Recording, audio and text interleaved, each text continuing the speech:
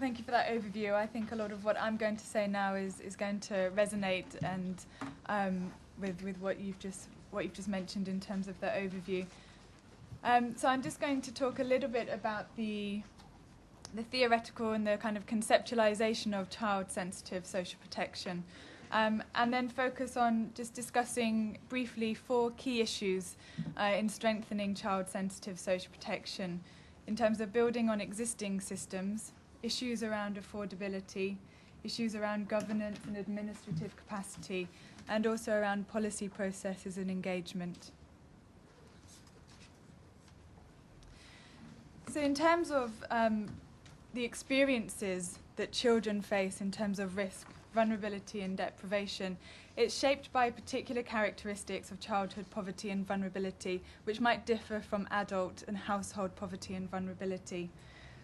These are categorized into 4 areas. The first is the multidimensionality of children's poverty and vulnerability, and this is related to their children's survival, development, protection and participation in decisions that affect their lives. Secondly is the changes over the course of childhood. For example, in terms of vulnerabilities and coping strategies might change at particular times of their age. For example, young infants have much less capacity than teenagers to cope with shocks without adult care and support. Thirdly is the relational nature of children in childhood poverty, especially given the dependence of children on the care, support and protection of adults, especially in the earlier parts of childhood.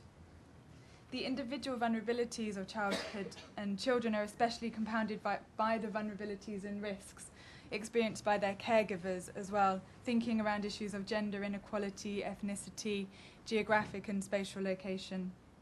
And fourthly is voicelessness.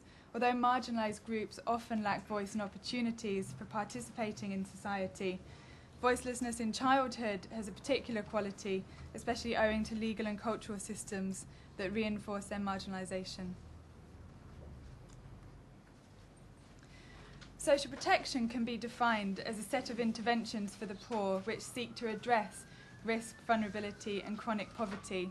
So addressing these types of multidimensionality, these types of poverty and vulnerability. A comprehensive approach to social protection can incorporate protection, prevention, promotion and transformation. The first 3, in terms of protecting household income or consumption, preventing negative coping strategies or preventing a household from falling deeper into poverty, promoting household income or livelihood strategies, have to date really focused on the economic risks and vulnerability in terms of household income. The 4th one, the transformation, this element relates more to addressing power imbalances in society that encourage, create and sustain vulnerabilities. So extending social protection to arenas such as social inequalities, to provide equity, empowerment and social and cultural rights. And this is particularly important for child-sensitive social protection, especially when children experience poverty both directly and indirectly through the household, but due to the nature of being children. And just briefly, in terms of the types of social protection instruments that can be used to address vulnerabilities in general, but then also adapted to addressing specific childhood vulnerabilities as well. And Nicola Jones is going to talk in more depth around some of these issues. So just to highlight the kind of package of instruments that you could envisage social protection involving in terms of social assistance, such as cash or in-kind transfers, targeted social services or enabling households to access and utilise services better, such as through health waivers or education scholarships, social insurance, such as health insurance, for example, and then social equity measures to protect people against social risks, such as discrimination or abuse. And these can include anti-discrimination legislation in terms of frameworks, as well as policies like affirmative action measures to attempt to redress past patterns of discrimination. So now coming to the 4 key areas of discussion: the building on existing systems, affordability, governance and administrative capacity, and engaging in policy processes.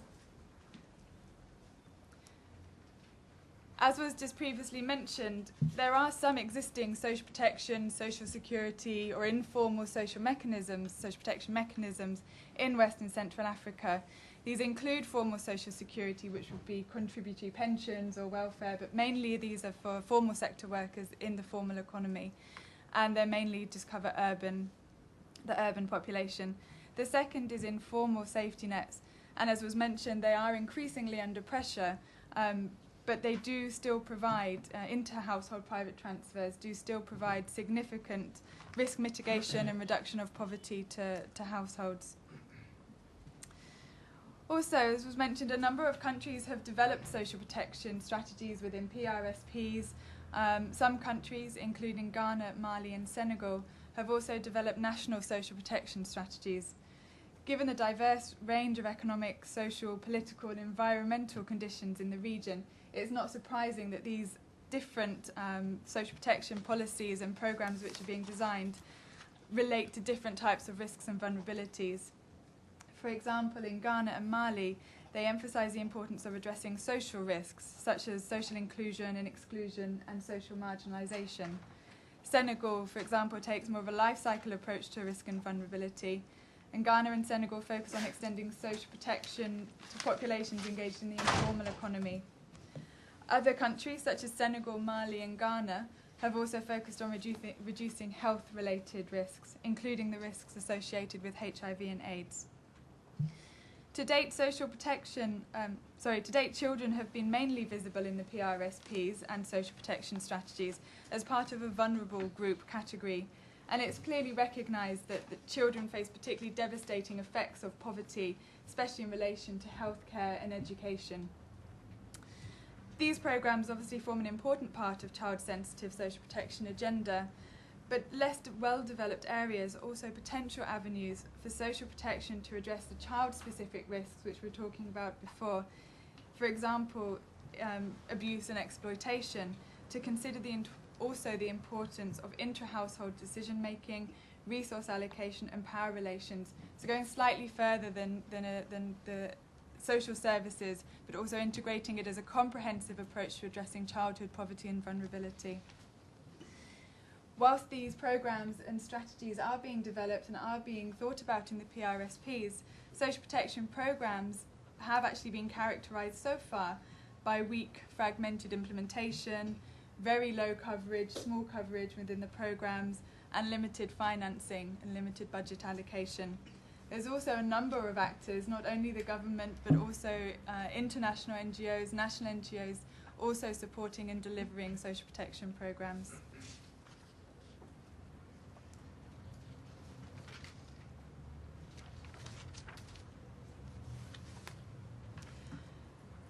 The West and Central African region includes a diverse mix of oil-rich and resource-poor countries, so very differing experiences. Many countries have overall fiscal deficits and do remain heavily aid-dependent, such as Mali, Ghana and Senegal, whereas there are a handful of oil-rich countries, such as Equatorial Guinea and Congo, who are enjoying high growth rates and surpluses, especially because of soaring oil prices. Many countries in the region, however, do face competing priorities for available resources, not just between social protection and basic services, but also with infrastructure and other pressing needs for economic growth. These create really difficult choices about trade-offs between programs and types of interventions and potential investments. Interestingly, the oil-rich countries of the Gulf of Guinea, so Congo and Equatorial Guinea, are a real special case.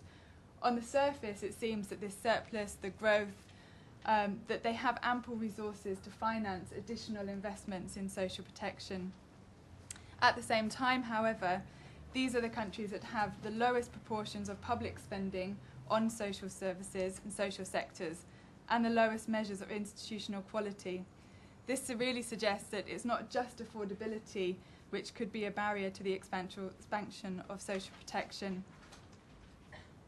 For the aid-dependent countries, for example Ghana, Mali and Senegal, affordability is more of a problem. There's a more limited national resource base. These countries, however, spend a larger share of their public resources on the social sectors. In these countries, measures of institutional equality are also higher than in the oil-dependent countries.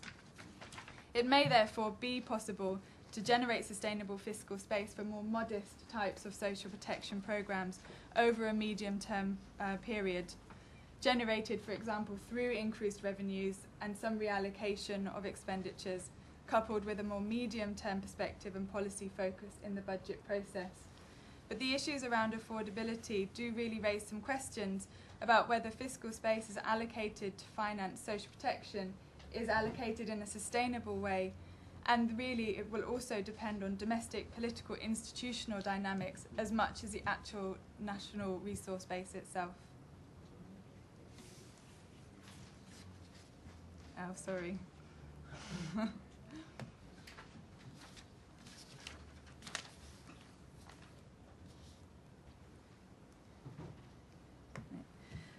So in thinking about institutional capacity, it is a key constraint in many of the Western Central African countries, and whilst there is variation between the capacity of country governments and institutions, overall there is poor governance and low administrative capacity. For example, out of the 24 countries in the region, 14 are classified as fragile states by the World Bank. Corruption is also pervasive in many countries, and most score poorly on Transparency Perceptions Index.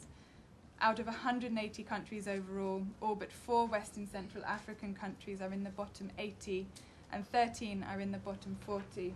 That raises some key issues about the potential implementation of scaled-up social protection programmes and systems.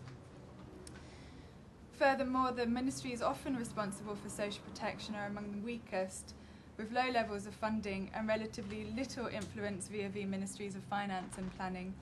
Social protection programmes are often dispersed across various ministries, different ministries, such as those responsible for social affairs, social development, social security or the family, and coordination between those ministries is often weak. Throughout the region, there's also a dearth of qualified and experienced social workers for actually delivering programmes down to the community level. And there are serious capacity constraints for the implementation and scaling up of social protection programmes, which need to be recognised in Western and Central Africa.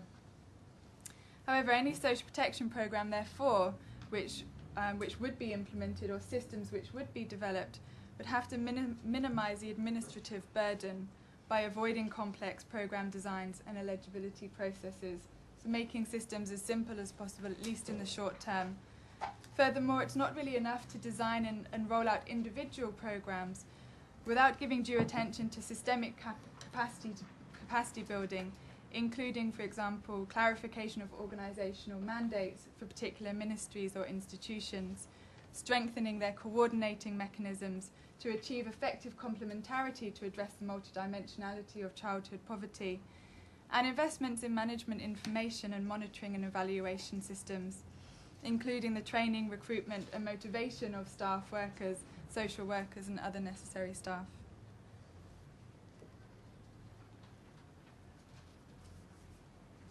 The final key issue is in engaging in policy processes. In many Western Central African countries, there is an active and vibrant civil society, but, however, their role in policy advocacy and social protection to date has been relatively limited. And there are a number of reasons for this, including limited financial and human resources, as well as deficit of quality data and information in which to effectively challenge and engage in policy debates with the government. Given the urgency of tackling the widespread, the multiple dimensions, and often the severe vulnerabilities that children in the region face, developing strategic, evidence-based policy engagement strategies to ensure that multiple stakeholders also buy in to a social protection agenda will be an essential way forward. This will also require supporting the development and dissemination of quality evidence, monitoring and exploiting new windows of opportunity at the national and regional level, and securing the political will and support of leaders to support child-sensitive social protection. Okay, thank you. Thank you, Rebecca.